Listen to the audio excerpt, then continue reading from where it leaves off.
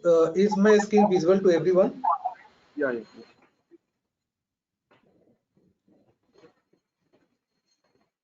let me. So I'm very pleased to welcome our resource person, Dr. Manish Kumar of Oil India Limited. He will be speaking on the very important topic of upstream petroleum sector, the water injection.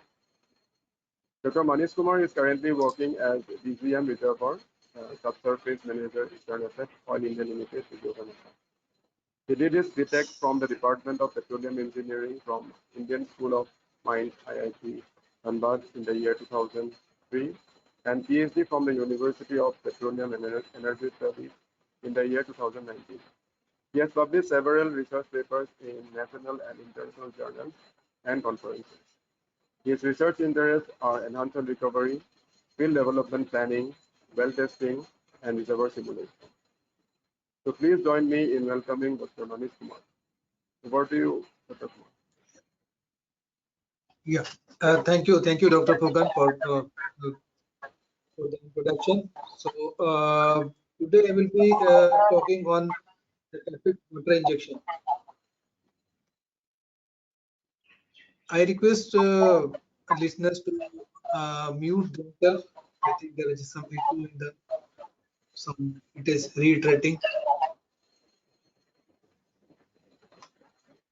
So the outline of the presentation starts from the stage of recovery, and it will go from water injection till move to water flooding, and what are the factors that are important for water flooding, what are the patterns, followed by water flood screening, sources of water quality, effectiveness, and lastly conclusion. So in this slide you can see there are several barrels which have been placed. The first barrel that is in place represents basically while in place, and you can see a number is represented there, 366 mmSTP. And in primary recovery, that the 25% recovery is obtained, that is equivalent to 90 million barrels. And if you go for secondary recovery, it is equivalent to 155, and if you go for tertiary recovery, it goes to as high as 235. The same thing has been represented on the diagram below in a field while rate versus time. So today we will be talking on the secondary recovery technique, and the one of the technique of the secondary recovery is water injection. Although gas injection is also a technique for secondary recovery, but we will talk mainly on the water injection part today. So now we need to define what is water injection. Basically, it is a secondary process by virtue of which we try to increase the production from oil reservoirs. So I want to bring your attention to the bottom graph, where you can see there is a graph where representing on y-axis it is reservoir pressure, on x-axis it is time, and you can see the line, the orange line, orange solid line. It is representing the decline in the reservoir pressure, and there is a blue line which indicates that this is a point where we are initiating the water injection. So what I mean to tell, if we try to produce oil and water and gas from a particular reservoir, this reservoir pressure depletes, but we need to know when we should start the water injection. So the mainly two factors are important in this aspect. The first is the pressure should be greater than hydrostatic pressure, and it should be greater than bubble point pressure. For the knowledge of house, I will just reiterate the definition of bubble point pressure. It is the maximum pressure at which the first bubble comes out of the solution and goes out. So we should avoid the reservoir pressure to reach bubble point pressure, and start initiating the water injection before the bubble point pressure. And at the same time, the pressure should be greater than hydrostatic. Let's take an example of a well which has a depth of around 3000 meters. So if you calculate the hydrostatic pressure, the gradient is 0.1 ksc per meter. So that way the hydrostatic pressure will be 300 ksc. The reason why I am pointing towards hydrostatic pressure is, if your reservoir pressure is not greater than 300 ksc, it will not be able to live the amount of water that is being produced. So these are the two important factors. The first one is the hydrostatic pressure, and the second one is the bubble point pressure. These are the two important things that is required for the initiation of the water injection. And the purpose which is being served by water injection is voidage replenishment. So injection of water to maintain the reservoir pressure and displacement of oil by water from the pore spaces is basically accomplished by water injection. Now I am a little bit deviating from the topic of water injection and trying to define a term from EOR, that is low salinity water injection. This is the same thing you might have heard several times about this term low salinity water injection. This is nothing but generally the water we are injecting into the reservoir is from the produced water. If you are taking water from your water table or from river, the salinity is low. So to quantify the salinity, I can take an example of your drinking water. Generally, the salinity of drinking water is less than 100 ppm, or it may go as high as 200 ppm. So if you are injecting this low salinity water injection, it acts both the purposes. It replenishes the voidage replenishment, increases the reservoir pressure, and at the same time, it also acts as a EOR. There is a mechanism for LSWI, which I am not going to deal in detail, but just to brief it, it reduces the residual by saturation basically, which is the primary target of any EOR, and it can be quantified. So in Oil India Limited, we have tried to quantify it, and we have seen that the residual well saturation has gone down to a level of 5.9, and that is approximately 6%. So this was a glimpse of what is low salinity water injection, what it does. And on right hand side, you can see a table which is depicting different EOR methods. So this, you can see that low salinity water injection is a designated EOR technique, and it, as per EOR policy that has been given by Directorate General of Hydrocarbons in year 2018, that has been just given in a blue line. You can see it. So that's way water injection is serving both the purposes of pressure maintenance as well as EOR. So I have shown you the low salinity water injection. I will be giving you some field examples also in the end of the presentation. I have got two examples of two different fields where you can see how it has impacted. Now, as I have already told that we need to do water injection, and there is a criteria for doing water injection. The first criteria was the pressure should be greater than bubble point pressure, and it should be greater than hydrostatic pressure. But why should we inject water? The primary objective is to maintain reservoir pressure, that is the pressure maintenance, and the second is the supplement natural water influx. So as you know, if you don't inject water in any of the reservoirs, even though there is some amount of water that is being produced, while alone is not produced, water also comes. But the water which comes without water injection is basically coming from the natural water influx. It is the energy of the reservoir which comes of its own by supplementation of natural water influx. So these three things, like maintaining reservoir pressure, increasing reservoir pressure, and supplementing natural water influx, these three things are a requirement of any water injection.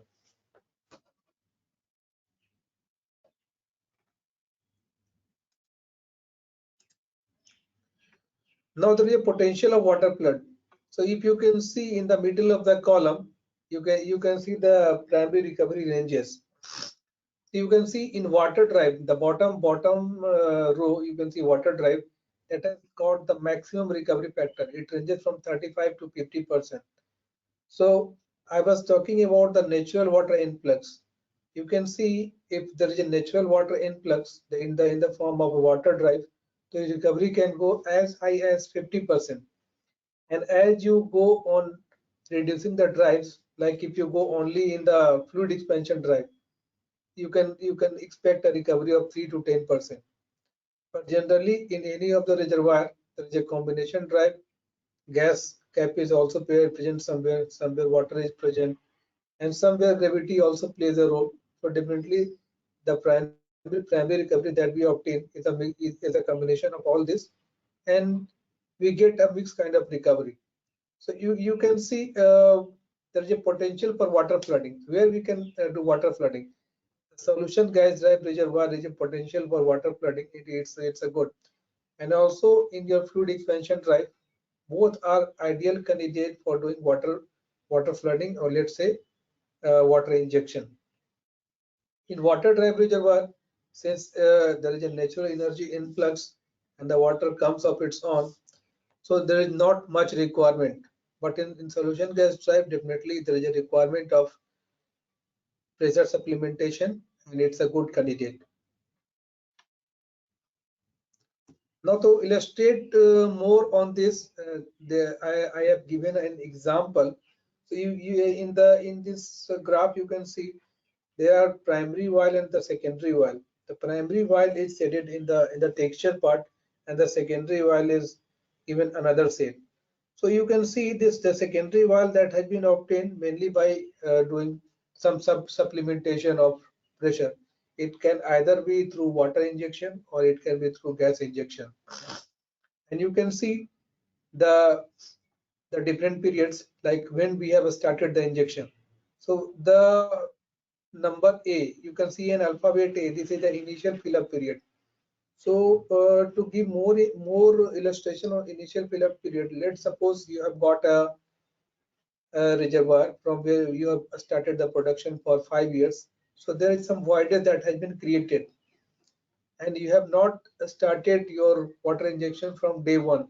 So definitely there will be some gap that has been created in the reservoir in form of porous spaces by production of oil, water and gas. And you can see there is a decline in pressure. So if there would not have been any decline in pressure, so this initial fill up should have been done by natural energy. But now you can see that the reservoir pressure is declining, and the injection has been started by the first dotted line.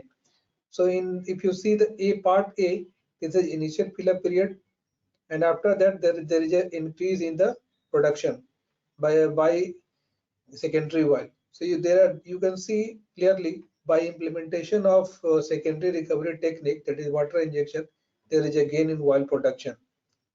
So this is a typical representation of by a particular reservoir where you have initiated water injection after a certain point of time, and then the reservoir responds and there is an increase in production. So just try to look into the future where what might happen if you are having a depletion drive reservoir and your water drive is not that much strong. So in the top figure you can see the initial oil water contact, and the wells have been drilled. There is no production. But after some time you can see the oil water contact has moved up, and you can see the representation on the right hand side that oil rate has declined, water cut has gone up, and GOR is flat basically. So this is only because there are two drive mechanisms that is acting on it. The first is a gravity drive mechanism because it's a dipping reservoir, and the second thing is there is a natural water influx by virtue of which this water is encroaching towards the perforation of the bottommost producer wells. The second instance you can see in the edge water and the bottom water, vessel water or bottom water basically. So if you can see in edge basically, edge water drive reservoir, the one end is blocked basically. One end is blocked, but in the bottom water drive reservoir, you can drill in any of the wells. You can even convert the producer well to an injector well, but that facility is not available in edge water.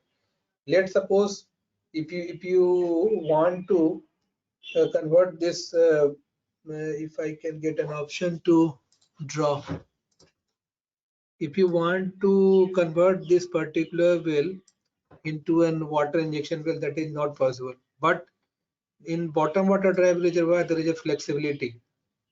So this well can be converted to water injection well, but this well cannot be converted. So in edge water drive reservoir, there are typical characteristics. This well will be watered out on a very first instance, because water will be encroaching in this direction, followed by this, and lastly this. So this well will be this particular well will be giving almost clean, while what I can say, to a maximum production history. But these wells, this particular well will be watered out very soon, and this will be following in the similar sequence. So let me know if there are questions in between. I can take the question in between. Otherwise, I have dedicated a different time slot for taking the questions from all the attendees. So you can interrupt whenever you want to do so.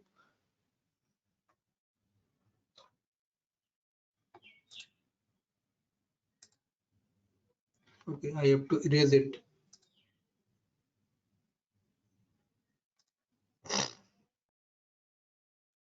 So now we'll see how does a water flood work basically.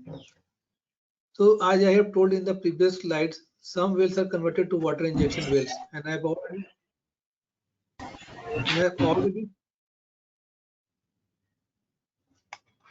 already told that there is a flexibility of conversion of production water to injection wells in bottom water drive reservoir, but that flexibility is not present in edge water drive reservoir. So other well wells remain as producer, and the injector water displaces or pushes oil to the producer wells. This is a concept of basically water flood. So if I can show you, if you can see this particular diagram, I am talking about this particular diagram. So you can see how this water injection, all the wells, like these are basically water injection wells, water flooding wells basically, these wells, and these wells are producers. So you can see how this water has been injected in a while pool, and water is expanding, and it is trying to push the oil towards the producer well, and it is getting produced. So water flood is acting in two ways basically. It is increasing the reservoir pressure, as well as it is trying to make a push of this particular oil. This is oil basically. This is pushing into the producer wells. And the second, if I take a cross section of this particular image, I can point out on this image where you can see this is the injector well, and this is the producer well, and this is the oil column basically. You are injecting water in a oil column, and this is how water is moving, and it is trying to push this oil towards the producer well, and it is getting produced at the surface. So there is a slight difference between water flooding and water injection, and I think this is the right slide to illustrate the same thing. You can see that in water flood, you are injecting water in oil column, but if you see this particular injection in this particular well, this is the color that is marked in blue. This is basically represents nothing but water, and this black part is oil. So you are injecting in the water column only, and this is oil. This black portion is oil basically. So you are doing a pressure maintenance, and simultaneously there is still some layers. The layers can be in these directions also. If the layer is like this, if I try to draw the layers based upon the bottom layers, the water will try to follow this path. And if you can see, it is trying to do flooding mechanism is also being applied. Even though you are doing water injection, but some kind of flooding is also being applied, because water will not move horizontally. It will try to move in a particular layer. And according to the depositional environment principle, this layer will not be this layer has been deposited at a particular angle. So this is the particular strata that it is following basically. So this will the preferential movement of water will be definitely in this direction. So interchangeably, I will be using the term water injection and water flooding, since if you have got a horizontal bedding plane, which is being explained in this particular image, then water injection will do only pressure maintenance job. But if there is a dipping plane, it will the water injection will act as a water flooding. So I think I am able to explain the term water injection and water flooding, which is very important. And let me know if you have some questions on this.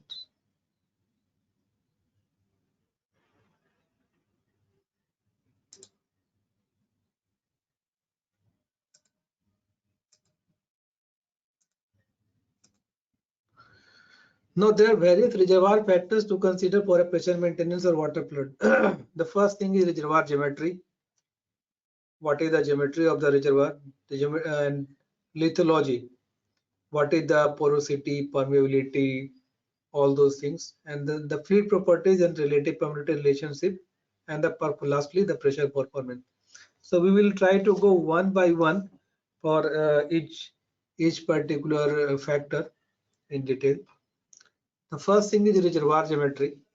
Reservoir geometry is nothing but it's a structure or stratigraphy that controls the location of the wells and to a larger extent dictates the method for producing a particular reservoir. So reservoir geometry, if I try to depict in a detail, I have to go to the previous slide. So you can just consider this you can take this cross section and if you can see the bedding planes. This is almost following the top of the structure basically, and this is the injector and then this is the producer. So there is no dip basically, and even if there is a dip, it's a very gentle one. And there are different kind of structures. I think you all might be knowing, like anticlines. This is the typical anticline. Like syncline is also there. Some faulted structure is also present. Like suppose you have a dipping structure and a fault can cut it through. So this particular part might go this might go in the upward direction and this go in a downward direction. So it will definitely impact. So by virtue of reservoir architecture, I mean to say there can be different architecture of the reservoirs. It can be anticline, it can be syncline, it can be a faulted reservoir, and it will also deal with the fault. What is the throw of the fault? Throw of the fault means if I try to illustrate in more detail, we'll just draw.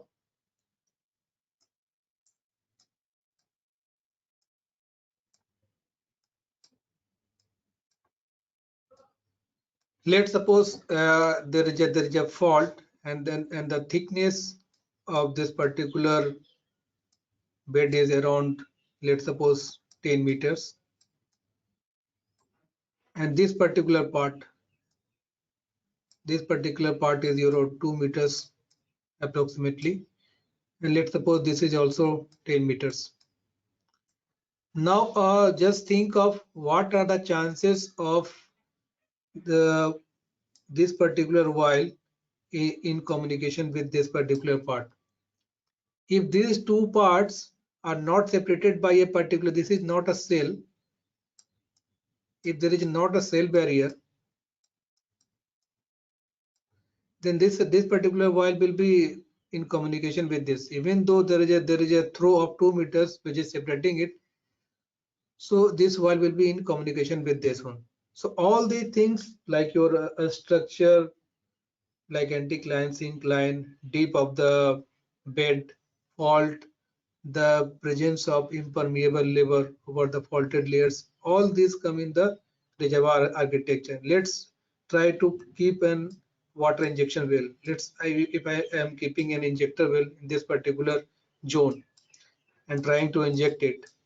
So if this is in communication, then the pressure will try to migrate, or let's suppose this while while will be migrating in this direction. You are trying to push it from this direction, this will migrate in this particular direction.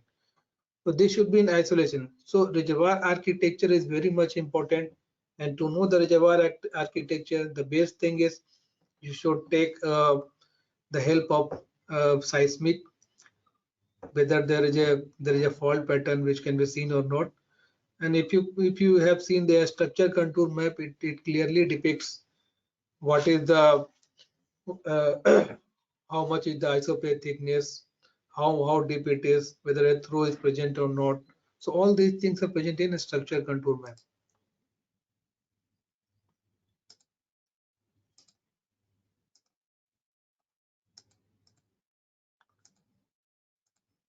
Now coming to the lithology. So lithology, basically it depends on there are three terms which are very much important. First thing is porosity, second thing is permeability, and the third thing is clay content. Porosity, by definition, everyone knows porosity is nothing but porous space that is available in the between the grains, and the permeability is the ability of fluid to pass through it, and the clay content is nothing but the silt percentage that is present. So you all these parameters like porosity, permeability, and clay content, all these things can be measured directly or indirectly. You can measure porosity, permeability, and clay content in a laboratory. If lab data is not available, you can take help of logs, well logs. There are some logs which can measure permeability, but the porosity and the clay content can be measured by your, let's say the most simplest of log is, in earlier time it was SP, and currently it is gamma ray. So by using gamma ray log, you can estimate porosity and clay content, and permeability you can estimate by a porosity permeability transform. But if you don't have some sonic logs available with you, so porosity is directly relates to the total oil recovery from a reservoir, and the reservoir of permeability controls to a larger degree the water injection that can be sustained for a specific sand phase pressure. So if there is no interconnectivity, let's try to give you an example.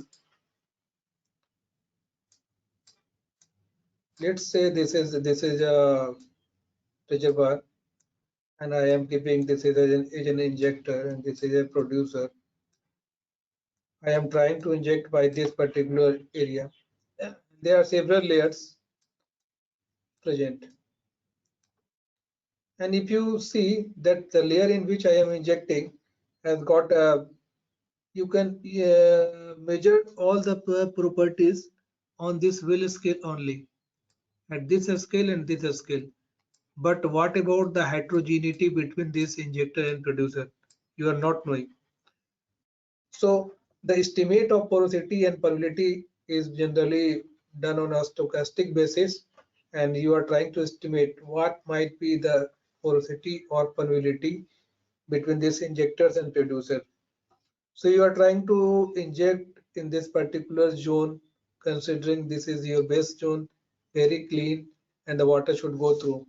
But what might there might be some small barriers.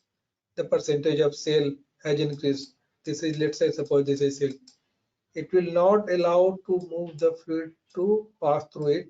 Rather than fluid will try to move and choose this direction or choose this direction basically. So basically, permeability can be measured on a well scale, but the interwell connectivity is very much important, which is not known to us, and this is totally on the stochastic measurement. And what is happening inside the reservoir is least known if we are trying to just inject in a particular formation and we are not seeing in the producer. So the interconnected permeability is very much important from the point of view of injectivity. And porosity is the parameter which is important from the point of view of basically in place recovery factor and high withdrawals. But the permeability is the main important element, and permeability deals with the clay content also. If it is the reservoir is having a very less clay content, then the permeability will definitely be reduced, and it is a very if the clay content goes on a higher side, the permeability will be decreased and vice versa.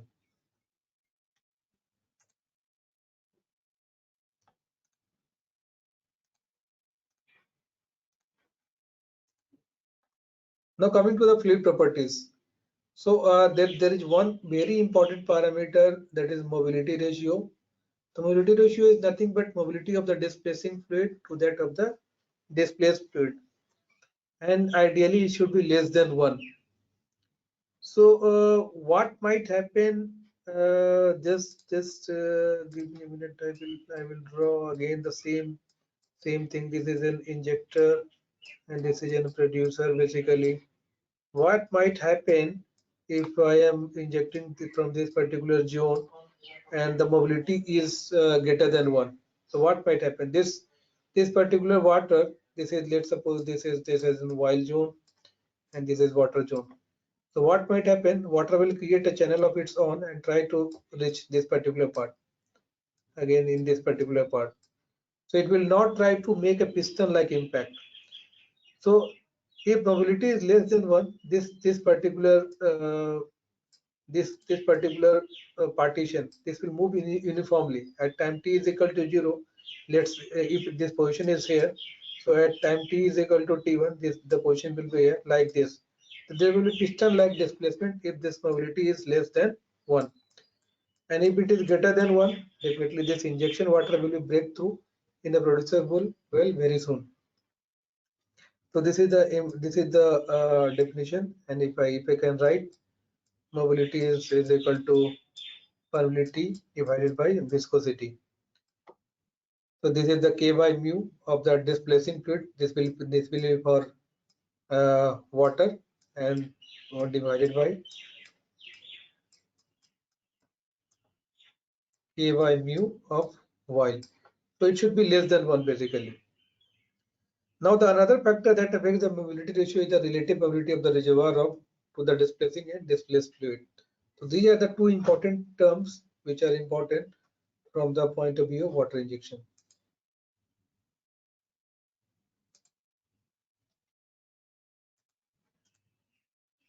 Now coming to the pressure performance. Now the reservoir pressure in the water flow should be held higher than the saturation pressure to maintain the pressure close to the initial pressure.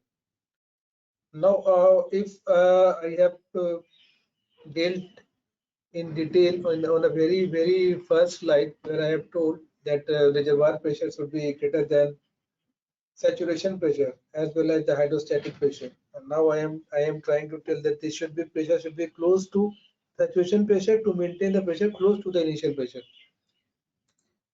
So the term the saturation pressure is very much important, and the initial pressure is the pressure when we have drilled the well and tried to take the static bottom hole pressure or take a pressure build-up survey. So our main objective from a layman's point of view will be that they should be meeting two objectives. The initial pressure is known to each and everyone. In absence of any PVT properties that is being taken on a oil and gas sample, we can know that this particular pressure, the saturation pressure, that is also known as the bubble point pressure. But if it is not known, you should keep in mind that the initial pressure should not be declining much. If it is declining much, definitely the lifting capability of the reservoir by virtue of its own energy will be reducing. And if I just need to mention one more point, suppose this is a well and this is a wellhead basically. So it is not always possible to take a static pressure, that is PS, or as BHP you can tell. But on the top, on the wellhead, you can take tubing head pressure. It is very easily available. So it is very imperative to see whether your THP is declining or not. So if your THP is constant and your production rate is also constant, then there is no worries. But if your THP is declining, then if you need to take measure this static bottom hole pressure. And if you're not able to measure, then you should do some correlations. You can take THP and you can use some correlation, the vertically flow correlations, and try to add and reach up to this particular point. You can estimate this PWF and have some estimation. So this pressure is very seems like it's a very easy task to measure the pressure, but their implications are much.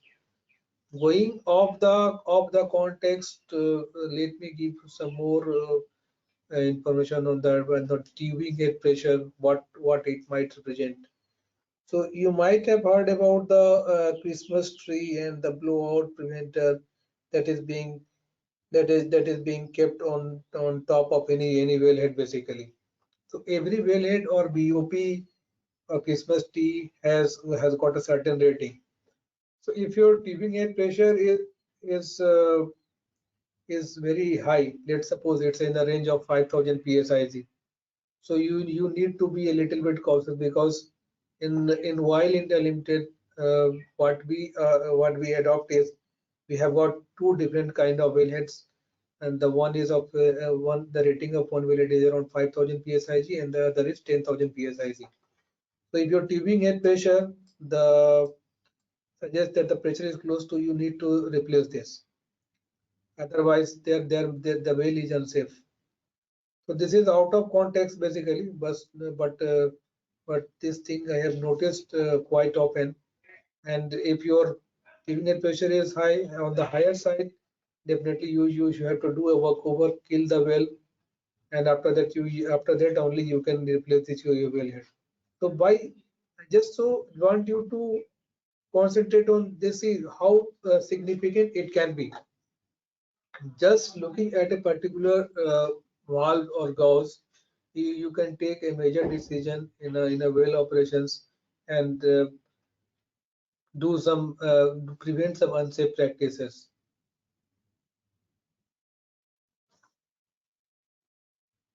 So apart from the sustaining the pressure to saturation pressure, to bubble point pressure or initial pressure or hydrostatic pressure, there are other factors also, like oil price. So right now, I think many of you are looking at the soaring oil prices, and it is right now at a level of around $128 per barrel or $130 per barrel. I think it's the highest oil price since last 7 to 8 years, as I remember. The marketing conditions, operating expenses, the availability of water. The water availability is also a major issue. So from where you can get water? In most of the oil fields, the produced water is treated, cleaned, and then it is made available for water injection. Legal considerations are also there, such as minimum spacing and adjacent leases, basically pattern selections and process considerations such as injection rate, response time. So let me give you some more time on injection rates basically. What might happen if you are injecting at a very high rate? What might happen, and how you can determine whether a fracture has happened or not? So there is a plot called Hall plot, by virtue of which you can tell that whether this water that is being injected into the a particular well is not fracturing the reservoir. So injection rate is also very important. Response time. You are injecting in a particular injector well, and the producer well is around 200 to 300 meters away from this, and you can see what is the ideal time that there should be a change in salinity. So let me draw a figure again and give some illustration. This is injector and this is producer. So you are injecting in this particular well and you are trying to produce from this well. How you will come to know that the water that you have injected has reached this producer or not? Because see, either you can use tracers,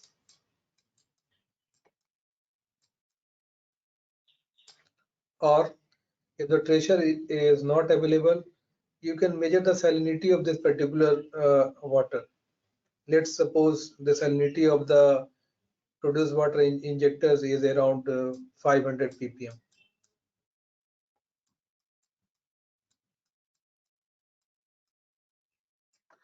And in producer water, the salinity is around 4000 ppm. So the day you are seeing that this 4000 ppm that is obtained from the produced water is reducing in a particular trend, or the water cut of this particular producer well is increasing, you may get some indication. Second thing is if the reservoir, the pressure, the flowing pressure, the PWF has increased. It might also give you some indication basically. So these are the some indications of seeing the interconnectivity between injector and the producer. You can look at the salinity, water cut, wellbore flowing pressure.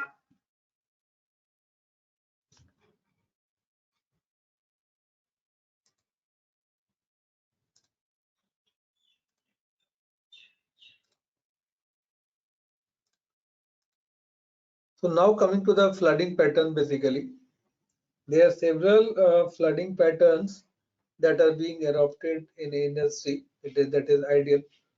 Although before showing the flooding patterns, I must tell you that these patterns are textbook examples, and in actual field practices, it is tried that this pattern should be followed, but it is not. In most of the times, this pattern is not being followed because suppose I am showing you an example of line drive basically. So you can see all the bottom part. This is the producer basically. It represents the producer wells. This is the producer category, and this is the injector category basically. So when you have drilled this and this, when you have drilled all these wells, ideally these wells have been producer, and at one point of time you are converting this producer to injectors. It might not happen that the same well, this particular might be available for injection, or it might happen there might be some downhole communication, or the well has some fish inside the hole, or there is some well integrity issue. So in line drive basically, for each producer, just behind it there is an injector basically. It's in the same line. That's why we call it line drive. It's in the same line.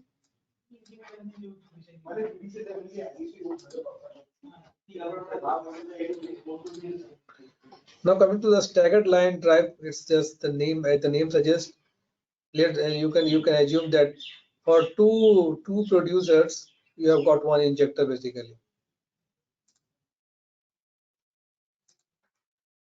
For these two producers, you have got injectors. So there is a staggered basically.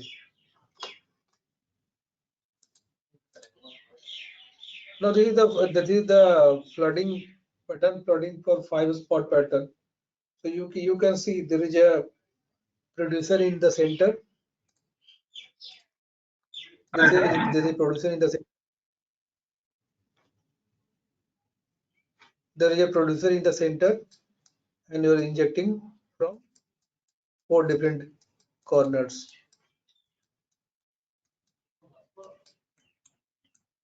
So you can see it's a perfect orthogonal shape. This is a perfect orthogonal shape. But ideally, the placement of well, either producer or injector, it can only happen in such a ideal condition if your reservoir is non-heterogeneous and layer cake perfect reservoir where you can place your wells. But it might not happen that way. So definitely, if this producer is at this particular position, the producer can be somewhere here, depending upon the structure contour, structural position, its pay thickness, your oil saturation, and the log signatures. So depends basically. So even though this is the 5 spot pattern, and there is another pattern which is the same name, but it is called inverted. It has not been shown.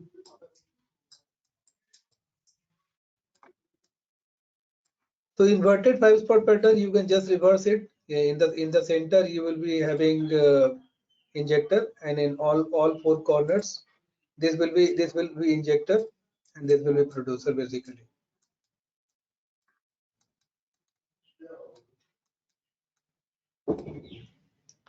So just the inverse of 5 spot flooding pattern.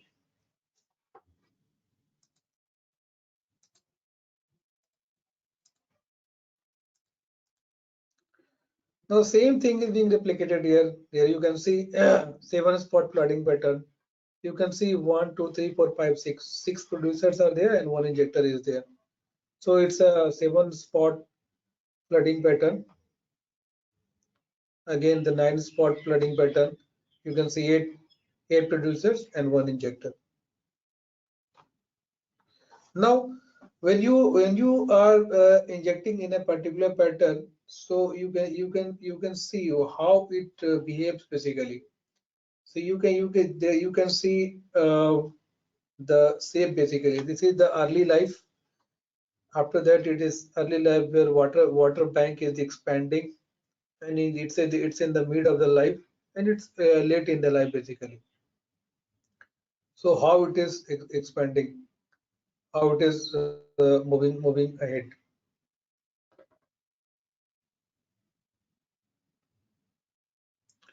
Now coming to the next important agenda, that is the screening of water flood, the source of water, and the water quality. So you can see there is a process basically for water flood screening. The first one is the macro scale screening. The second is micro scale. Third comes the water quality, water source and quality evaluation, and the lastly simulation and implementation. So I will be going by one by one for all the screening process for this water flood screening and evaluation process.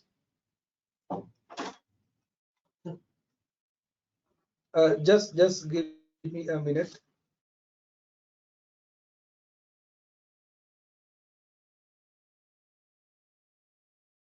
Okay, we can continue.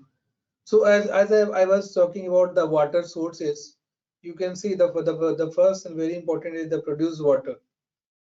The water that has been produced from the producer wells that is being re-injected. If I term it in a small form, that is produced water re-injection, that is PWRI. It is the most common of us. And the second is surface water, like the water can be from river or it can be from lakes. And the third one is a shallow groundwater. It is very similar to your water table from where our drinking water comes. And the next one is the best water streams, and sometimes often a mixture of some of the above, because it will not be possible to take the quantity or volume of water that is being required for water injection to cater from a particular area. Like the produced water cannot be the whole and sole part, so it can be supplemented from your surface water or shallow groundwater. So it's a combination basically. But these are the water sources that needs to be identified before starting any of the water injection.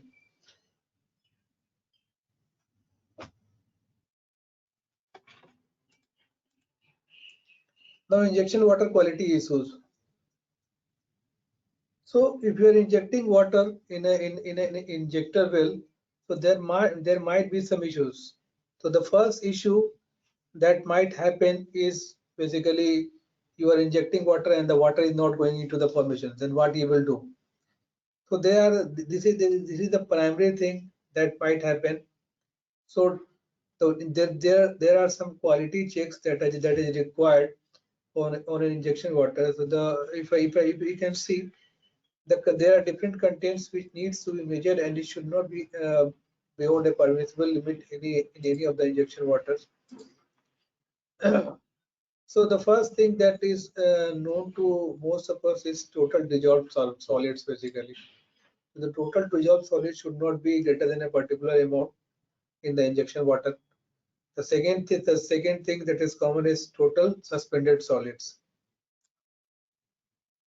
The next thing is a specific ionic composition. If I take ionic composition, technically the presence of iron should be very less. And one thing which has not been mentioned is the presence of oxygen. So these are two important elements that should be removed before injecting the water into the formation, and the salinity. Oil and grease content is another thing. This particular part comes when you are trying to do remediation work to produce water re-injection, then this particular oil and grease content should be taken care of. And like in previous slide, I was telling about the water sources. So if you started a water injection in a particular reservoir through a water injector, so you should be also ensuring that whether this injection water is reliable or not. Suppose you are taking from 3 or 4 different sources, and whether those sources are sufficient to supplement your water injection requirement throughout the year or not. It needs to be uh, ascertained before initiating, and whether it is sufficient volume for future requirements. Let's suppose you have initiated a water injection in a reservoir where only 2 producers are there and only one injector is there. But later on, when more and more wells will be coming, there will be more withdrawals from the reservoir. And in order to supplement this fluid withdrawal, you need to have more water injection wells. And if you've got more water injection wells, the volume will also be increasing. So depending upon the field development plan, you need to quantify what is the withdrawal rate that is happening from the reservoir, what is the drive mechanism of the reservoir, whether this reservoir is depletion drive or solution gas drive, or it is active bottom water drive. So depending upon drive mechanism, your water injection requirement might vary. So these things needs to be ascertained, that is how much volume will be required for the future.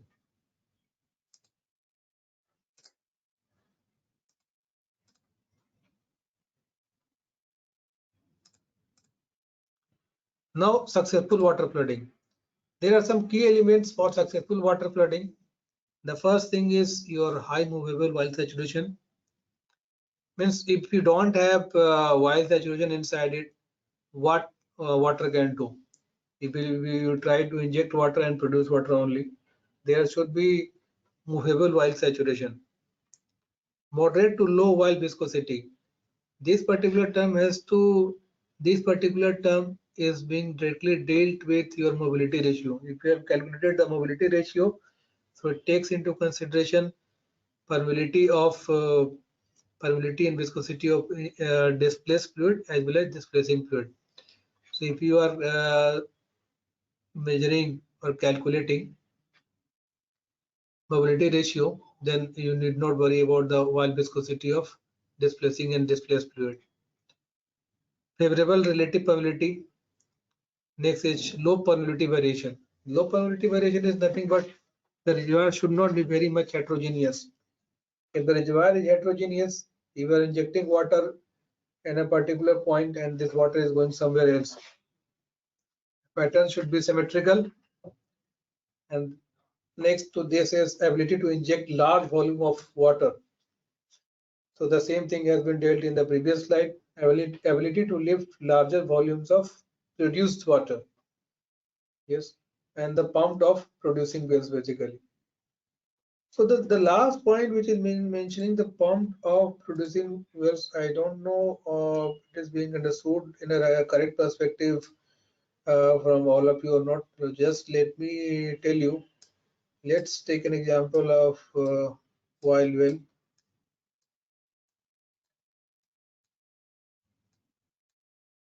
Let's suppose this is a packer, this is a tubing, this is the perforations basically. Let's suppose on day one your water cut before initiation of water injection or water flooding, your water cut was nil, and when water injection started, the water starts approaching these perforations and water starts getting produced with oil.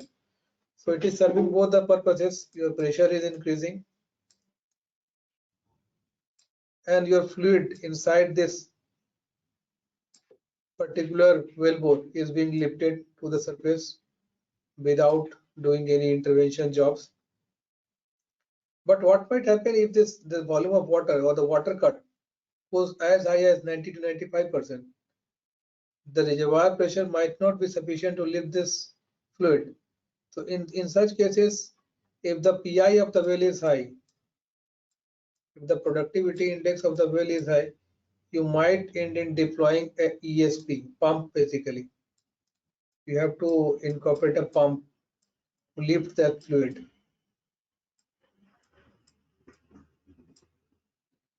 So this particular fluid can be lifted. Otherwise, the high density fluid inside this wellbore will exert a back pressure on this, and this will prevent the fluid from moving in this part.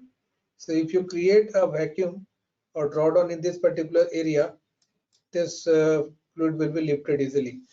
So at the same time, when you are injecting water, you should also have, you know that the water cut will be increasing in the producer wells, and you should have sufficient mechanism by virtue of which you can just pump off all the produced water.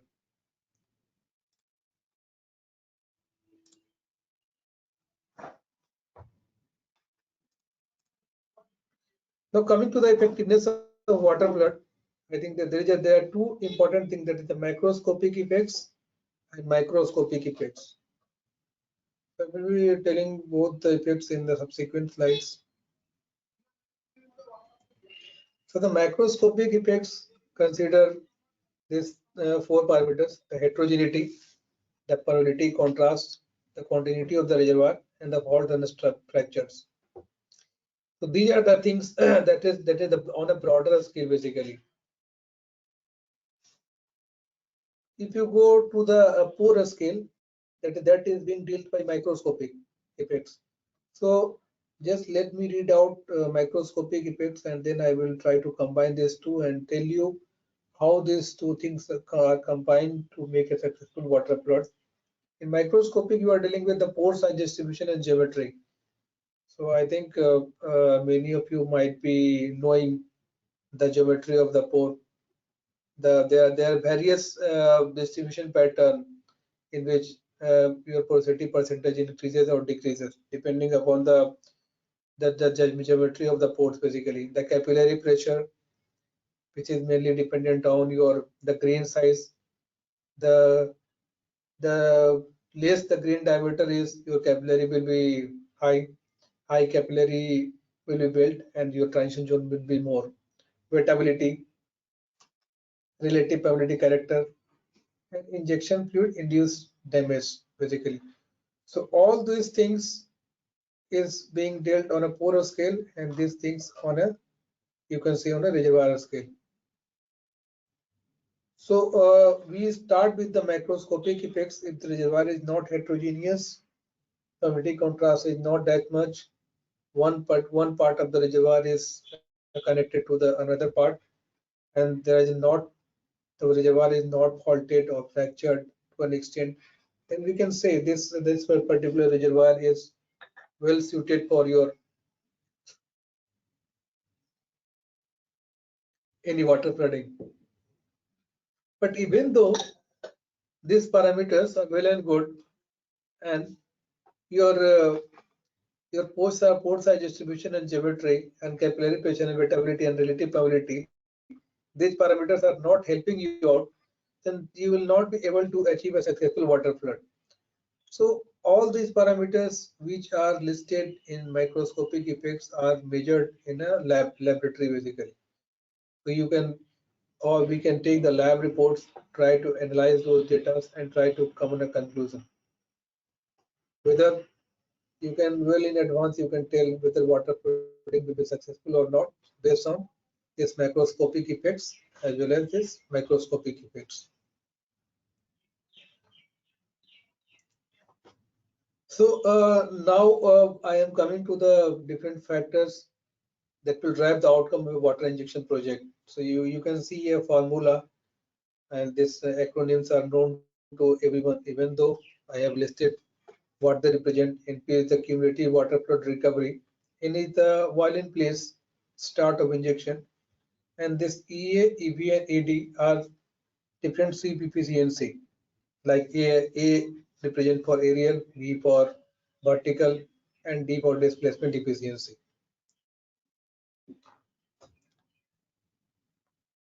So there are if you consider only aerial sweep efficiency, it depends on various factors like mobility ratio, the pattern that we have selected, this line drive, staggered line drive, 5 spot, 7 spot, or 9 spot, directional permeability. Directional permeability, let me give you some more what is directional permeability. Let's suppose this is a particular reservoir. So I think you all might be knowing this fact that permeability has 3 components. It is permeability in X direction, permeability in Y direction, and permeability in Z direction basically. So this Kx and Ky, most of the times we assume that this Kx is equal to Ky. Means in laterally, if you see, or aerially, if I can say, these two parameters are pretty similar if the reservoir is not very heterogeneous. But sometimes there is a directional permeability associated. Kx is not equal to Ky. So that thing is also to be noted. Let me illustrate you with this example. Let's suppose this is an injector and this is a producer, and your directional permeability is in this direction basically. Then this produce injected water will reach this producer. But what might happen? But this is the case when you know that there is a directional permeability in the reservoir which is in this direction. But if this fact is not known to you, you will try to put this producer here, and you will not be able to see any effect, even though the distance between this injector to producer is more than this distance, even though the fluid will move in this direction and not in this direction, because there is a directional permeability involved in this. So the knowledge of directional permeability is very much important while implementing water injection. Now coming to the pressure distributions. Again, I take an example. This is a reservoir basically, and let's see that if one particular part, in this particular part of the reservoir, you have done drilling of around 20 wells. 20 wells you have drilled, and in this particular part, I'm segmenting it. 5 wells you have drilled, and this particular part only 2 wells you have drilled. So what do you think that the findings will be maximum in this area? provided all are producing with the similar rates. So now, even though I am producing this particular reservoir at the same rate from all the wells, this voidage will be maximum in this area, and the pressure sink that will be created will be maximum in this area. If you compare data of this particular area to this area, so there is a pressure distribution. So this particular pressure will be low and this will be high. So you need to concentrate on this particular part. Your water injection is required firstly in this, then on this, and then in this.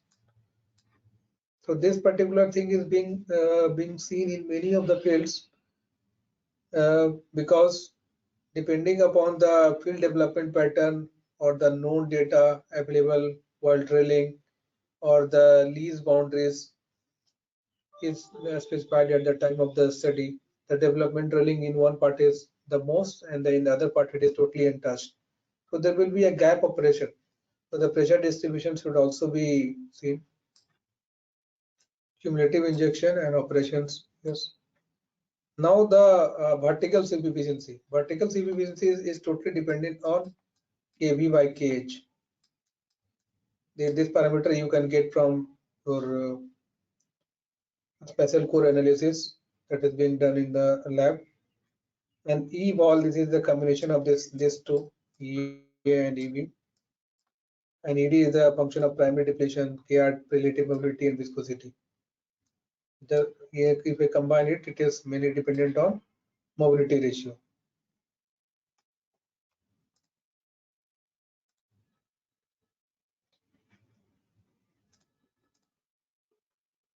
Now there is a formula for this volumetric CP efficiency that I have taken for calculation purposes. So you can just calculate what might be the volumetric CP efficiency by using this formula.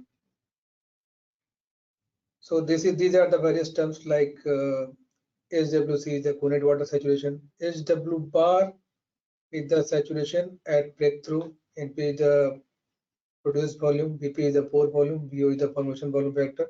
So it can just give you an ideal estimate of the volumetric CP efficiency. Now coming to the, you remember when I started the slides that we will be discussing on some case studies, and these case studies belong to Oil India Limited. So for illustration purposes, I am using it, and it can be seen that how water injection has helped in terms of recovery as well as pressure maintenance. I think these were the two things which were targeted when water injection need was required. So just start with the field one. So there are two graphs. First of all, the top graph.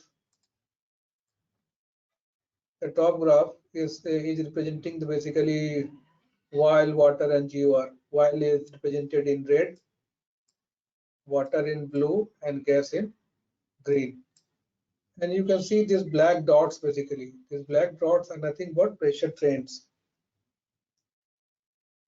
So these are the pressure data that have been obtained throughout the life of the reservoir.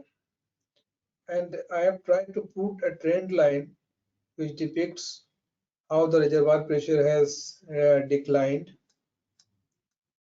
how the decline has been arrested, and how this has come forward.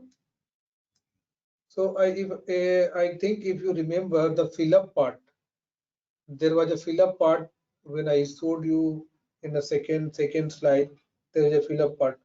So this part can be attributed to the fill-up part basically.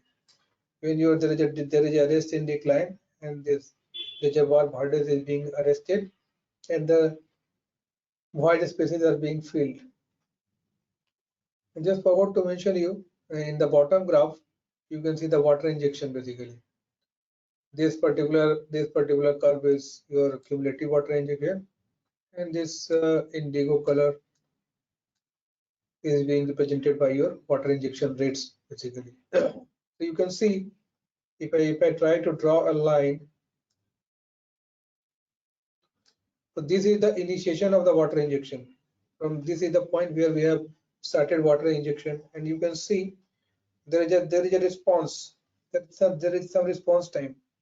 Even I have initiated water injection, there is a decline in the pressure. So some response time is required for pressure effect to be filled. And after that, you can see that the pressure has stabilized. And you can see as we have increased the water injection rates, the reservoir pressure is also going in upward direction. So this was one part of it where we can see that how reservoir pressure has responded in a particular reservoir, how the fill up part has been identified, what is the response time. So all these things can be inferred from this particular field plot. So just look at the numbers basically. So this is an estimation in primary recovery, primary depletion. We could have got only 21%. In water injection, when we did the water injection, it went up to 35%. And after water injection, we have done some EOR method also in this particular reservoir. So I will restrict myself to this particular part only. So even though you can see that there is a jump, there is a quantum jump of around 14% additional recovery factor that has been attributed only by water injection. So this is the ideal example where you can see a reservoir which is producing from 1960s and it is producing till date. This reservoir is still producing, and the current recovery factor is around this 49%. So even though this was a depletion drive reservoir, which is a typical characteristics, the decline in reservoir pressure, there was some aquifer support, but that was not sufficient. So why I am telling this reservoir was a depletion drive reservoir and very weak aquifer support, only because of this particular fact. You can see the blue curves in this particular part. The very minimal water is being produced. Even we have started production in 1958 until 1976, there is hardly any production of water. The water is not being produced. Water is not present. This is the only technical water that is being produced from the reservoir. After that, when water injection is started, you can see how this water volume of the water has increased. Again, when we ramped up the water injection, this water injection has increased. So this is a perfect example where you can see even in the depletion or solution gas drive reservoir with a big aquifer influx also, the recovery can go as high as 49%. But definitely it's not only the water injection that has helped us, but the polymer flooding. Polymer flooding has also helped to increase a substantial recovery.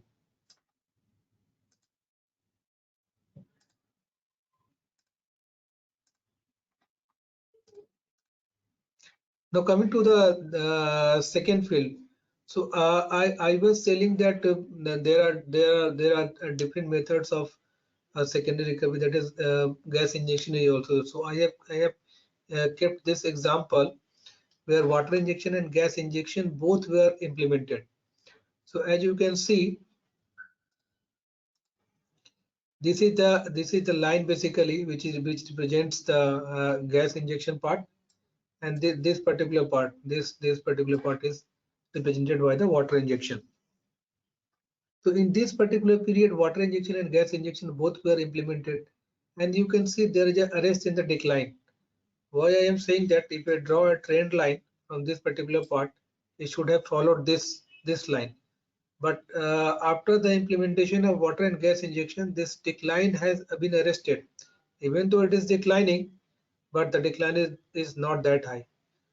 After the time we have stopped gas injection and we started only water injection, you can see how the water pressure response has been taken as it. So the reservoir pressure has increased, and it is also linked with the recoveries. So if you can see the circle, this particular circle, and if you can see this the red curve, you can see the reservoir are producing in a range of 100 kiloliters per day. But it has swept some oil and it has reached to a level of around 300 also. Even though there are some contributions of infills also, because if you are doing injection, you need a tapping point. If you are sweeping a while, by virtue of water injection, you should be having some tapping points to tap that oil. So infill is definitely required. So you can see the level of rate, oil rate basically, it has gone up. And the most important factor is the recovery factor. That is also substantial, 35%. So these two fields in oil India Limited has there are several examples, but these two examples have been shown to you for real field experience where water injection has really worked, and we have gained both in terms of reservoir pressure as well as oil recovery factor.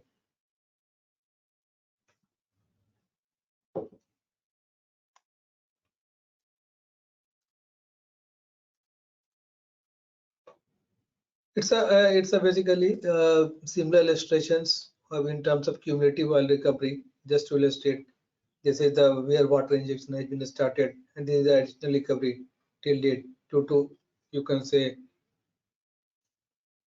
due to IUR.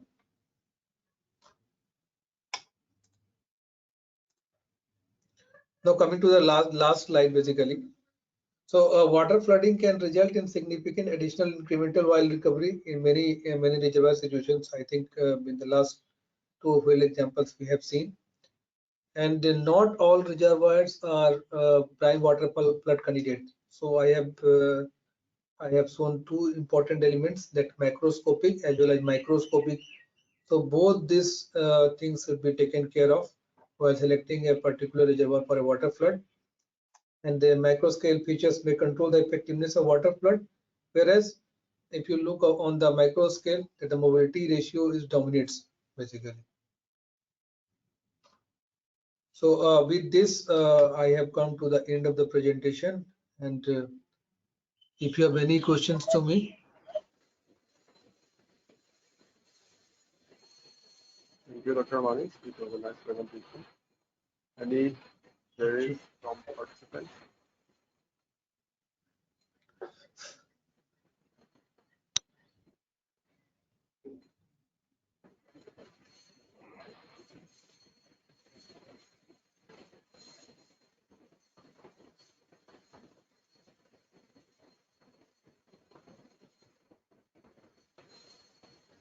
You can ask any questions from the presentation for water injection or elsewhere also if you have very good.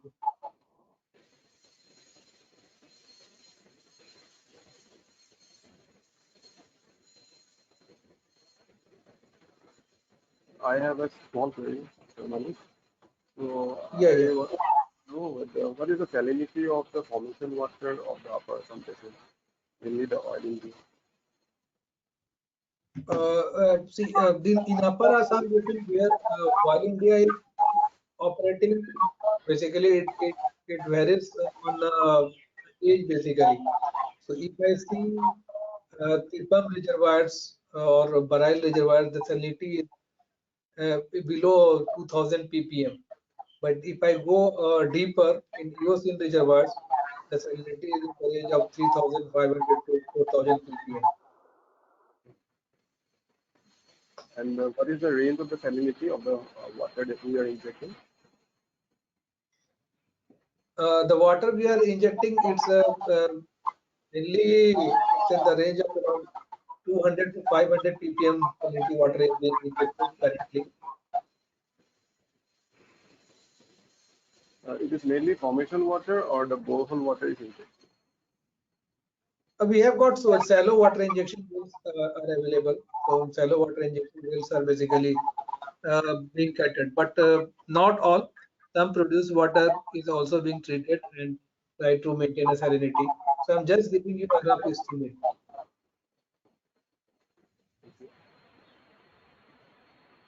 There is one query from the participant: why water injection is important? Okay, so I think In the field examples, let me go back to the previous slides. I think this slide has answered your question.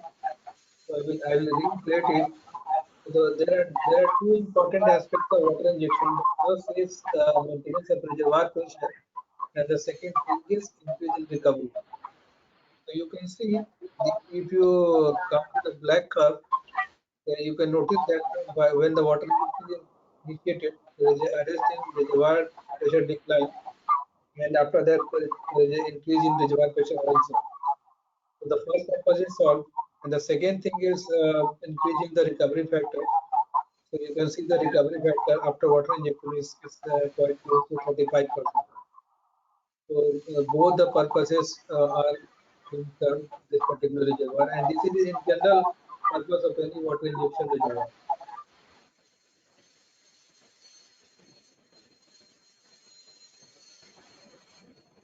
Any other queries?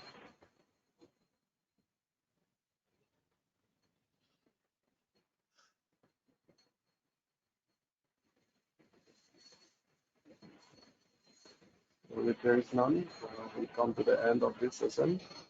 So on behalf of everyone, I want to thank Dr. Manish Kumar for sharing with us your knowledge and expertise on the very important topic of water injection, which is a very crucial part of the upstream petroleum technology. I believe everyone enjoyed your presentation, and it was a pleasure speaking with you. So once again from Dibrugad University, thank you, Dr. Manish. Thank you very much. Thank you, Dr. Furkan, for accepting my request for accommodating in a very short interval of time. And I thank Dibrugarh University for giving me this opportunity to talk in front of so many persons. And I wish all the attendees all the best. And thank you once again. Thank you. It was a pleasure. Thank you.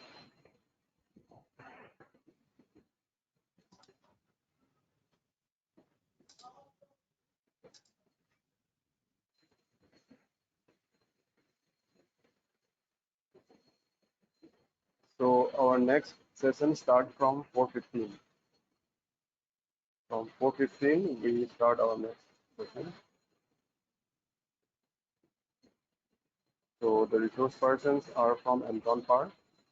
They will be speaking on nanofluids and also the petroleum rheology.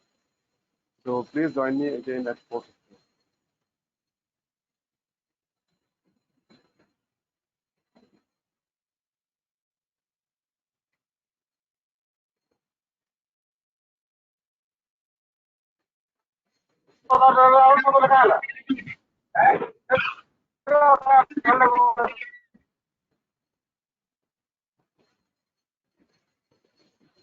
This conference will now be recorded.